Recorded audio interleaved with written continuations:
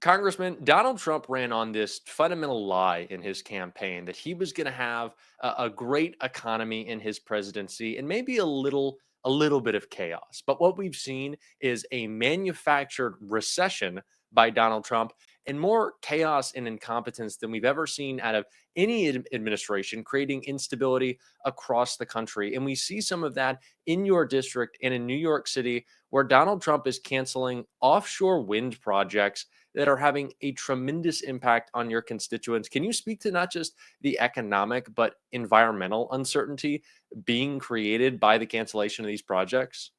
Absolutely. Offshore wind is, in many respects, an essential component of the future of energy supply. And obviously, it is clean energy. It pollutes the air far less, in fact, pretty much non-existently especially compared to oil and gas and coal now that we have to return into the conversation. And in my district, there was one of the largest offshore wind projects that would have powered 500,000 homes in New York City. Massive project, $1 billion, tremendous investment, not only in New York City, but in the supply chain all over the country, made possible only by the American energy credits that were included in the Inflation Reduction Act. Mhm. Donald Trump apparently does not like the sight of wind turbines in the ocean, ostensibly because he didn't like them off the coast of his golf courses in Scotland and Ireland. And that seems to be the reason that is motivating him to stop offshore wind. But even if you remove all of the climate benefits from the equation, it makes no sense from his purported America First perspective, Mhm. because offshore wind is generating hundreds of billions of dollars of investment in America. It is creating tens of thousands or even hundreds of thousands of really well paying jobs. It is building on the energy independence and the energy dominance that he wants and he talks about.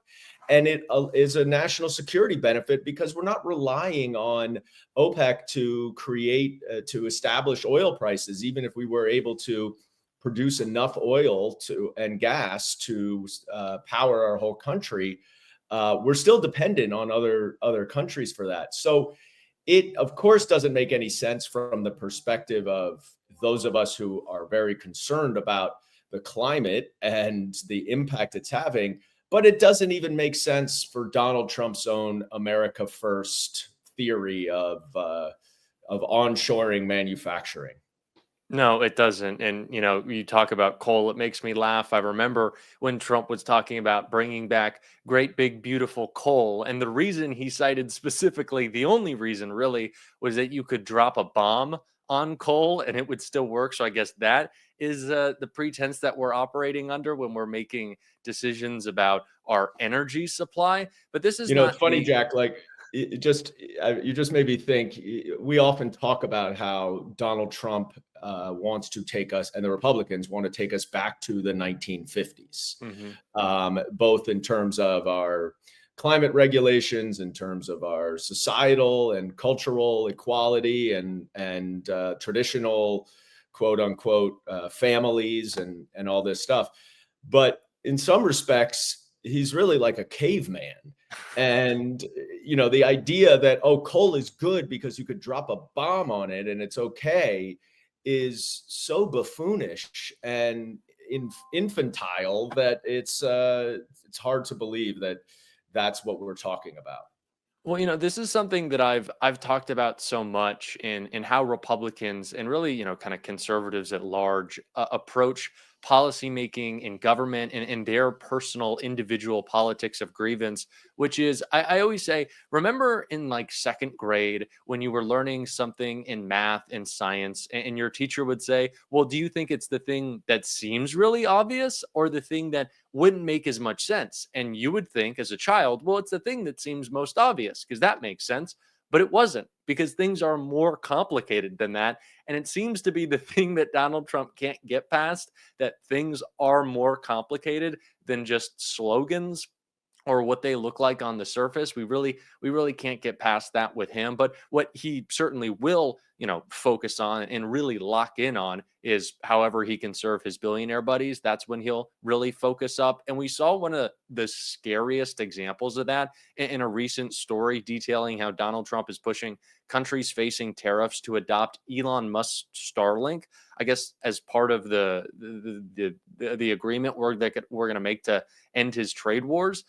How do we get people in this time in which Donald Trump and Elon Musk are explicitly trying to break the government to think that it works for anyone but just billionaires?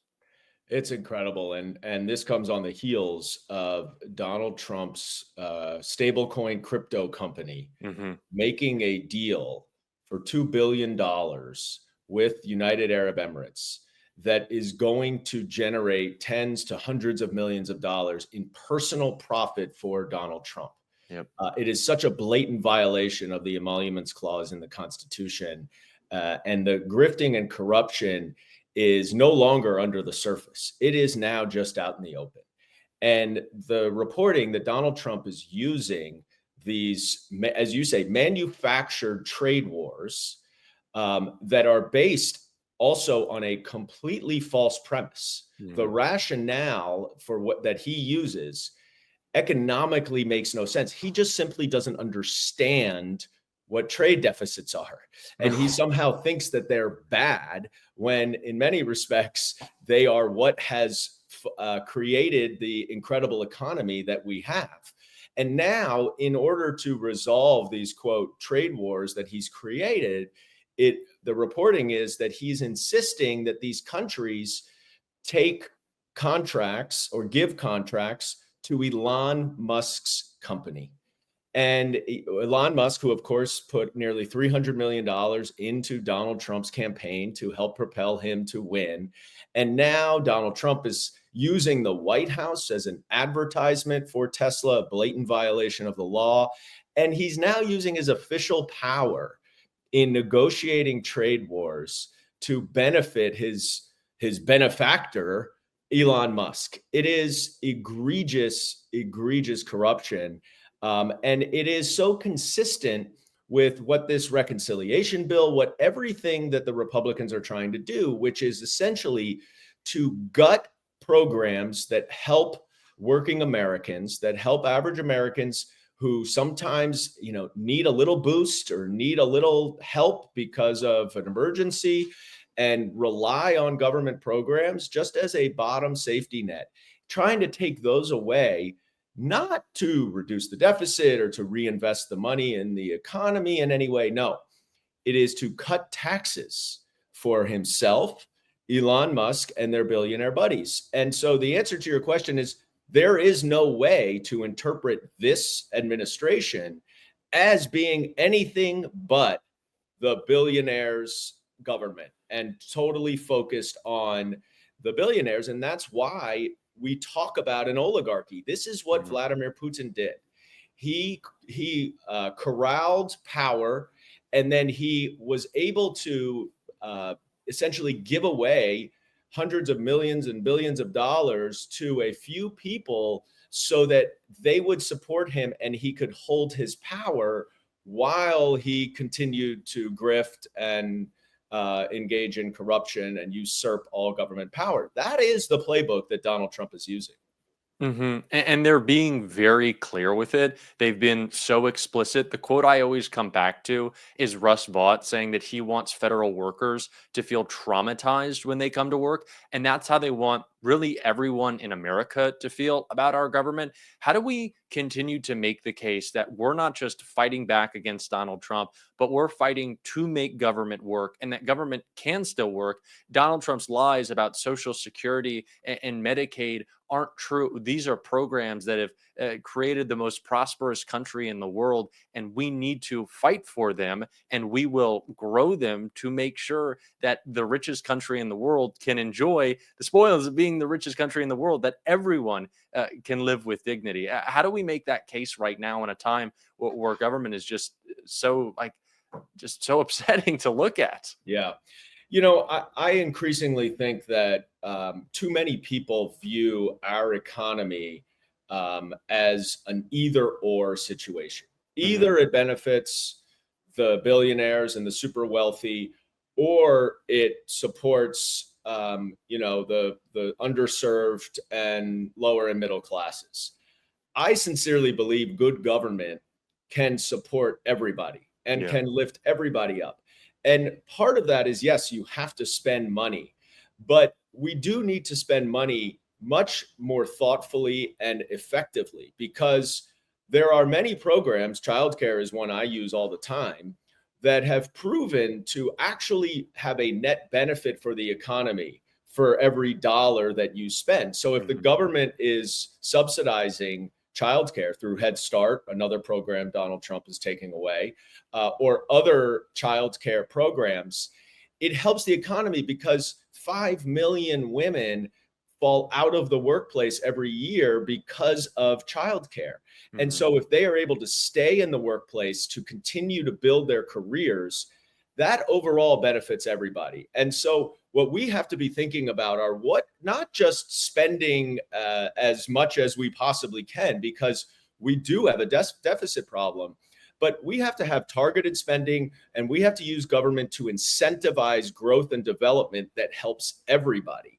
And so, I think we're at a crossroads here where you have the Donald Trump view of the world, which is we should just use government to enrich ourselves.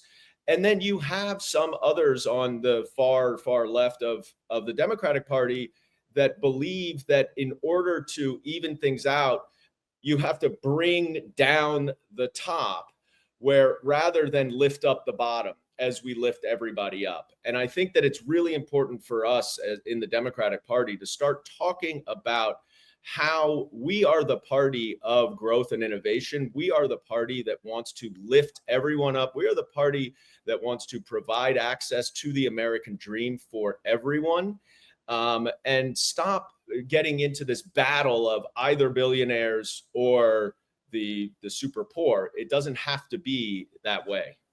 Yeah, I think sometimes we maybe lose sight of fighting for the full aspirational vision, that it's not just enough, for folks to get by. We want people to see a world in which the success, of America can be whatever that means to them. I certainly think that we need to be bringing that message, especially in contrast to Donald Trump telling little girls that maybe only $1 or $2 is enough. I don't know how the guy with the Not golden 30, toilet. I not know how 30.